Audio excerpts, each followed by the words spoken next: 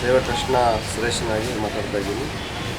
ಸುಮಾರು 1995ನೇ ಇಸ್ವಿ 11ನೇ ತಿಂಗಳದಂದು 31ನೇ ತಾರೀಕು ಚೆಂಗ ಹನುಮಂತರಾಯ ಮೂರ್ತಿ ಪ್ರತಿಷ್ಠಾಪನೆ ಆಗಿತ್ತು.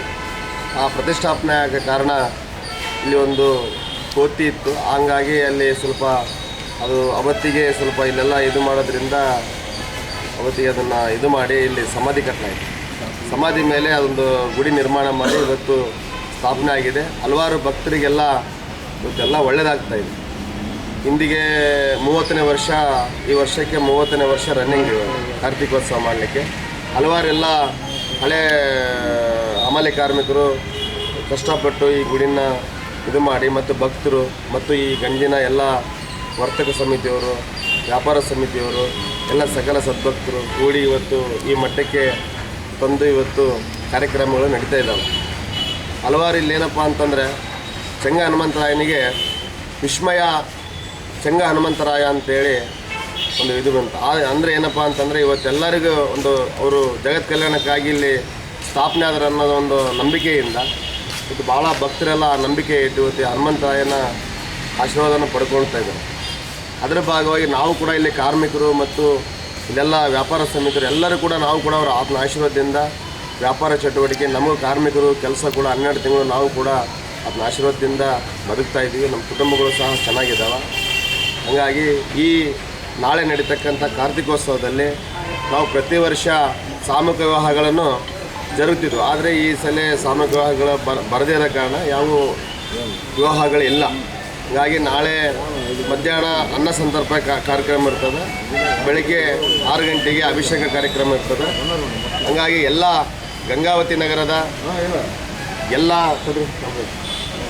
ಗಂಗಾವತಿ ನಗರದ ಎಲ್ಲ ಸರ್ವ ಸದ್ಭಕ್ತರು, ಎಲ್ಲ ಧರ್ಮದ ಭಕ್ತರು, ಯಾವುದೋ ಜಾತಿ ಭೇದಗಳಿಲ್ಲದೆ ಭಾವೈಕ್ಯತವಾಗಿ ನಡೀತಕ್ಕಂಥ ಗುಡಿ ಏನಾದರೂ ಇದ್ದರೆ ಗಂಗಾವತಿಯಲ್ಲಿ ಶ್ರೀ ಚೆಂಗ ಹನುಮಂತರಾಯ ದೇವಸ್ಥಾನದ ಕಾರ್ಯಕ್ರಮಗಳು. ಹಾಗಾಗಿ ಎಲ್ಲ ನಗರದ ಎಲ್ಲ ಸದ್ಭಕ್ತರಿಗೂ ವಿನಂತಿ ಮಾಡೋದೇನಂತಂದರೆ ನಾಳೆ ಮಧ್ಯಾಹ್ನ 1 ಗಂಟೆಗೆ ಅನ್ನ ಸಂತರ್ಪಣೆ ಕಾರ್ಯಕ್ರಮ ಇರ್ತದೆ. ಎಲ್ಲ ಭಕ್ತರ ಸಹಕಾರದಿಂದ ಈ ಗುಡಿಯ ಕಾರ್ತಿಕೋತ್ಸವ ಜರುಗಿಸ್ತಾ ಬಂದಿದ್ದೀವಿ. ಮುಂದೆ ಕೂಡ ಎಲ್ಲರ ಸಹಕಾರ ಇರಬೇಕು. ಸಹಕಾರ ಜೊತೆಗೆ ಈ ಕಾರ್ತಿಕೋತ್ಸವ ನಡಿಬೇಕು. ಹಾಗಾಗಿ ಮತ್ತು ಈ ರಾಮಣ್ಣ ಪೂಜಾರಿ ಅವರು ಅಂತೇಳಿ ಇವರು ಕೂಡ ಸುಮಾರು ಈ ಸ್ಥಾಪನೆ ಆಗಿದ್ದರಿಂದ ಅವರೇ ಅರ್ಚಕರಾಗಿ ಇಲ್ಲಿ ಬಂದಿರೋ ಅಂಥ ಒಂದು ಇದಿದೆ. ಹಾಗಾಗಿ ಅವರು ಕೂಡ ಮತ್ತು ಹಿಂದೆ ಏನು ಈ ಗುಡಿಗೋಸ್ಕರ ಏನು ಶ್ರಮಿಸಿದಾರ ಹಿರಿಯರೆಲ್ಲರಿಗೂ ಧನ್ಯವಾದ ಹೇಳುತ್ತಾ, ಮುಂದೆ ಈ ಕಾರ್ತಿಕೋತ್ಸವ ಇನ್ನೂ ಹೆಚ್ಚಾಗಿ ನಡಿಬೇಕು, ಇದಕ್ಕೆ ಒಳ್ಳೆಯದಾಗಬೇಕಂತೇಳಿ ಬಯಸುತ್ತಾ 2 ಮಾತುಗಳನ್ನು ಮುಗಿಸ್ತಾ ಇದ್ದೀನಿ.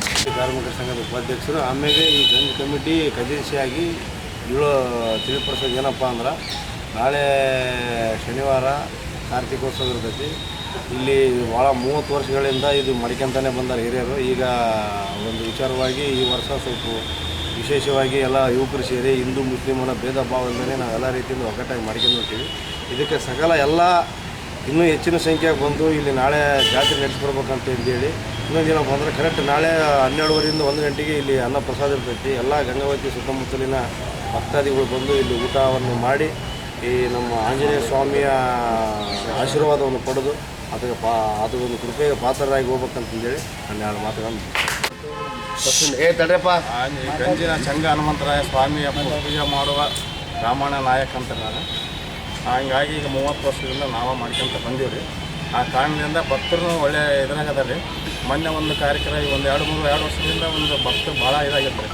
ಆ ಟೈಮ್ನಾಗ ಒಬ್ಬ ಭಕ್ತ ಒಂದು ಬೇಡಿಕೆಂದ, ಹಿಂಗಪ್ಪ ನಾನು ಸ್ವಲ್ಪ ಒಳ್ಳೆಯದಾತಪ್ಪ ಅಂದ್ರೆ ನಾನು ಒಂದು ಇದನ್ನು ಮಾಡಿಸ್ಕೊಡ್ಕೊಂತೀವಿ ಕೌಚ. ಇವತ್ತು ಅವ್ರು ಮಾಡಿಸ್ಕೊಟ್ಟಕ್ಕೆ ಅವರಿಗೂ ಒಳ್ಳೆಯದಾಗೈತಿ. ಅವ್ರಿಗೂ ಮದುವೆ ಆಗೈತಿ, ಈಗ ಒಂದು ಹೋಗೈತಿ, ಮತ್ತು ಒಳ್ಳೆ ಹೆಣ್ಣು ಗರ್ಭಿಣಿ ಅಂತ ಯಾವುದಾದ್ರು ಅಂತ ಮಕ್ಕಳು ಆತ ಬಂದು ಎಲ್ಲ ಭಾಳ ಇದೆ ಹೇಳಿ. ಹಂಗಾಗಿ ಅವ್ರಿಗೆಲ್ಲರಿಗೂ ಒಳ್ಳೆಯದಾಗಿ